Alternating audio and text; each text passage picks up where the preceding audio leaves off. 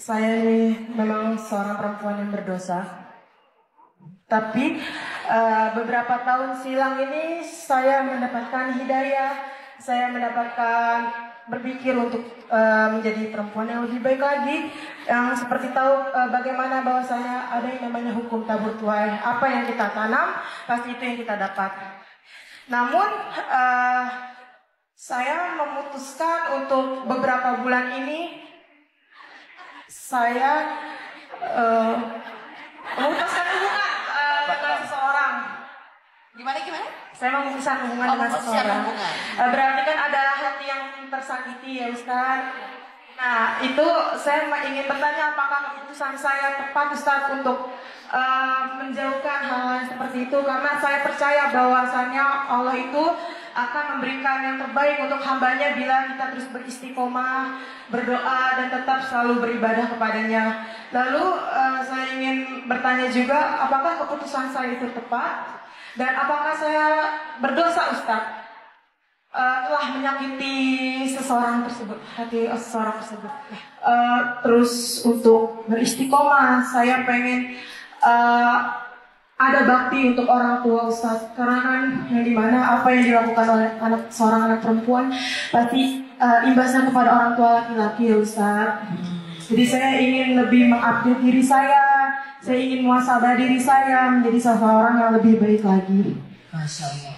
Iya, yang jadi pertanyaan seperti itu Ustaz, apakah saya salah? Apakah saya berdosa Ustaz telah menyakiti hati seorang laki-laki tersebut? Hubungannya Udah menikah? Enggak, baru kayak nggak berbaca.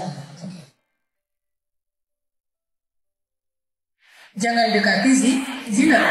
Dan zina itu bukan hanya tentang perbuatan hubungan badan, tapi juga hal-hal yang mendekatinya juga dilarang.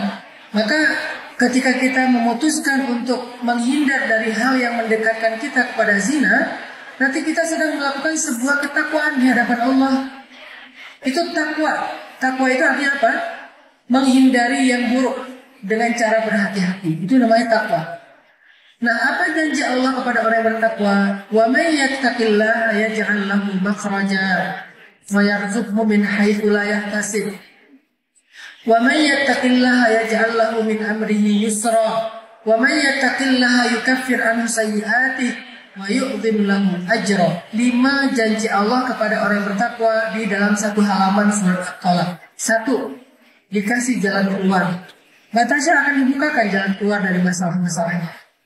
Yang kedua, yang selalu kita inginkan, dikasih rezeki tanpa terduga-duga, rezeki dengan jumlah yang tidak terhingga.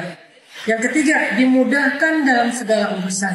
Yang keempat, ini yang Mbak Tasya juga harapkan, diampuni semua dosa masa lalu. Orang yang sudah diampuni seperti tidak berdosa kan? Dan yang kelima, akan dilipat gandakan pahalanya. Tadi saya bilang tadi bukan cuma tidak berdosa, malah berpahala.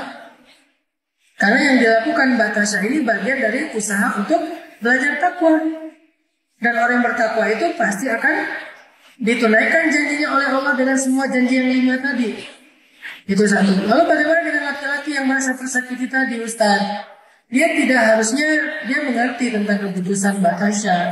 Bahwa keputusan ini bukan tentang benci dan suka, tapi tentang belajar lebih baik aja di hadapan Allah. Apalagi Mbak Tasya pengen menyenangkan hati ayah yang sudah almarhum, tidak terganggu dengan dosa anak-anaknya. Ya, ketika anak berbuat dosa itu akan menyulitkan ahli kubur dari orang tuanya. Maka harusnya dia mengerti, Pak. Insya Allah nggak boleh dia mengklaim bahwa Mbak Tasya telah menyakiti dia, memutuskan silaturahim, nggak boleh. Pun kalau suatu saat dia pengen serius dan Mbak Tasya pengen serius, ya udah seriusin aja dengan komitmen menikah. Tapi tidak untuk hal-hal yang tadi Mbak Tasya khawatirkan akan membawa kepada dosa-dosa yang besar. Jadi Mbak Tasya bukan hanya nggak berdosa, malah berpahala insya Allah.